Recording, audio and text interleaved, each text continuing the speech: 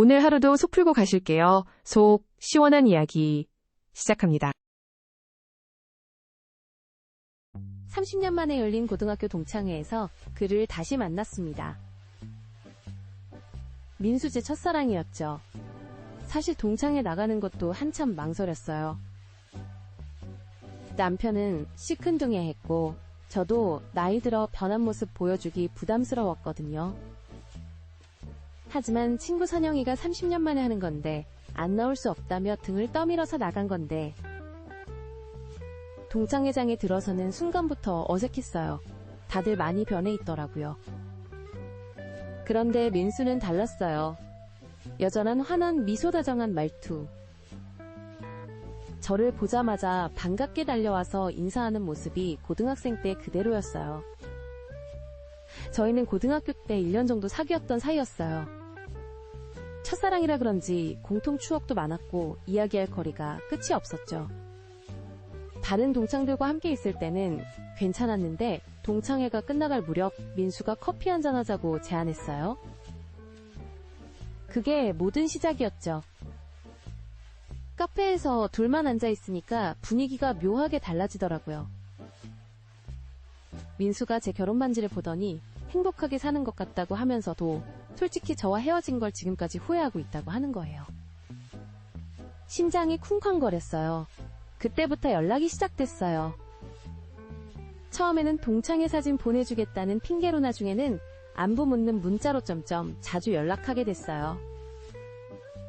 저도 모르게 그 연락을 기다리고 있는 제 모습을 발견했죠. 현실은 팍팍했거든요. 남편은 매일 회사 일로 스트레스 받아서 집에서도 짜증만 내고 사춘기 아이들은 말도 안 듣고. 그럴 때 민수의 따뜻한 말 한마디가 큰 위로가 됐어요.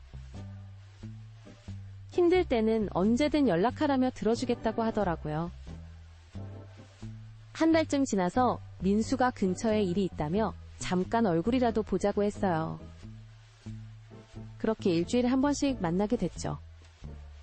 처음에는 정말 그냥 커피만 마시고 헤어졌는데 점점 만나는 시간이 길어지고들만의 추억도 쌓였어요. 아무 일도 안 일어나니까 괜찮다고 생각했어요. 그냥 옛 친구로 만나는 거라고 자기 합리화를 했죠. 하지만 민수와 함께 있을 때가 가장 행복했던 건 사실이에요. 집에서는 느낄 수 없었던 설렘과 관심을 받으니까 마치 20대로 돌아간 기분이었거든요. 민수도 비슷했나봐요. 어느 날은 제 손을 살짝 잡으면서 이러면 안 되는 거 맞냐고 물어보더라고요. 저도 맞다고 대답했지만 솔직히 그 순간이 너무 좋았어요.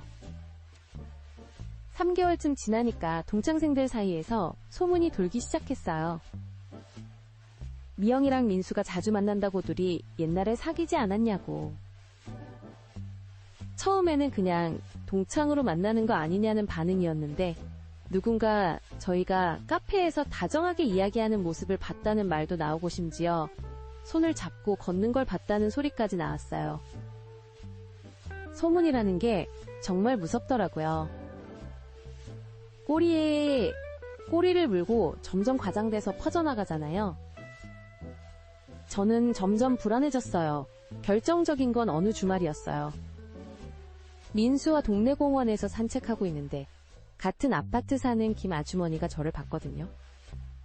그분이 저희 둘을 번갈아 보며 의미심장한 표정을 지으면서 고등학교 동창이라고 소개하는 제 말을 듣고는 물결표하면서 고개를 끄덕이더라고요. 그 표정만 봐도 뭔가 오해하고 있다는 게 느껴졌어요. 정말 일주일 후였어요. 남편이 회사에서 돌아와서는 평소와 다른 표정으로 저를 바라보는 거예요. 김 아주머니가 제가 어떤 남자랑 공원에서 데이트하는 걸 봤다고 했다는 거예요. 고등학교 동창이라고 설명했지만 남편은 믿어주지 않았어요. 30년 만에 만났으면 한 번 만나면 되지. 왜 자꾸 만나느냐고, 왜 자기한테는 말 안 했느냐고 따졌어요. 저도 억울해서 목소리가 커졌고 결국 큰 싸움이 벌어졌죠. 남편은 혹시 바람 피우는 거 아니냐고까지 했어요. 다음날 더 큰일이 터졌어요. 민수 부인이 저에게 전화를 한 거예요. 아마 동창생 중 누군가가 민수 부인에게까지 소문을 전한 것 같았어요. 민수 부인 목소리가 차가웠어요. 실례지만 남편이랑 만나고 계시냐고 직접적으로 묻더라고요. 그날 저녁 민수에게 전화했어요. 이제 그만해야겠다고 우리 가정이 다 망가진다고 했죠. 민수도 한참 침묵하더니 미안하다고 자기가 너무 욕심을 부린 것 같다고 했어요. 그렇게 3개월간의 달콤했던 시간이 끝났어요. 그 후로 연락을 끊었어요. 정말 힘든 시간이었죠. 남편과의 관계도 예전 같지 않았고 아이들도 집안 분위기를 눈치채고 있었거든요. 특히 둘째가 저한테 왜 요즘 아빠랑 자꾸 싸우냐고 물어볼 때는 정말 가슴이 미어졌어요. 남편은 한동안 저를 의심하는 눈초리로 봤어요. 핸드폰도 자주 체크했고 늦게 들어오면 어디 갔다 왔는지 캐물었고요.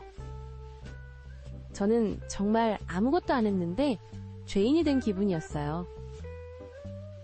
한 달쯤 지나서 남편이 먼저 다시 시작해보자고 했어요.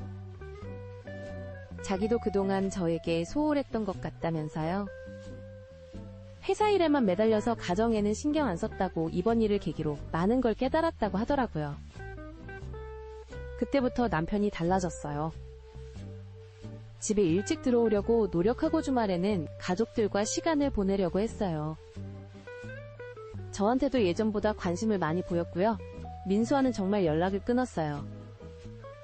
가끔 동창생들을 통해 소식을 듣긴 해요.